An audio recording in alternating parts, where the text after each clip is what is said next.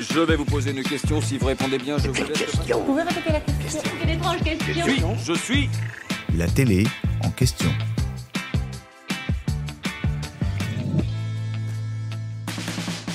C'est un petit bonbon de douceur qui émerveille régulièrement les vendredis soirs de France 3 depuis 2019.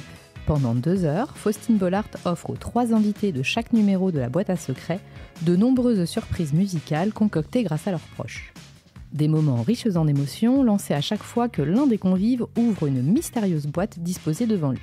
À l'intérieur, un objet qui lui rappelle un souvenir d'enfance, de sa carrière, de sa vie personnelle, de ses parents, de ses enfants, etc.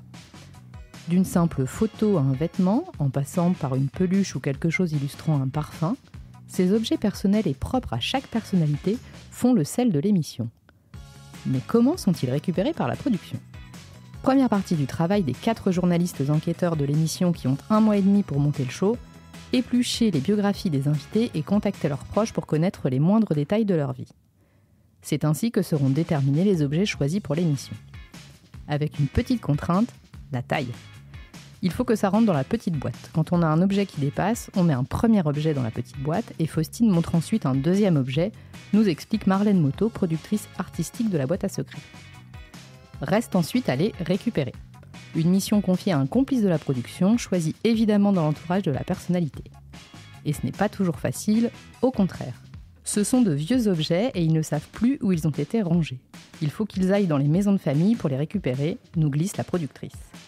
D'ailleurs, parfois, il faut ruser car l'objet est introuvable ou n'existe tout simplement plus. On essaie à 80% de retrouver les vrais objets, mais parfois on met une photo, nous indique la productrice. Si elle ne remplace pas la sensation du toucher, ces images engendrent tout de même de vives réactions chez les invités, toujours émus de replonger dans leurs souvenirs, parfois bien enfouis. J'espère que cet épisode vous a plu. Si c'est le cas, abonnez-vous sur votre plateforme d'écoute préférée pour retrouver de nouveaux épisodes chaque semaine. Et si vous en voulez plus, découvrez aussi le ciné en question et les séries en question sur les plateformes d'écoute et téléloisirs.fr. À bientôt.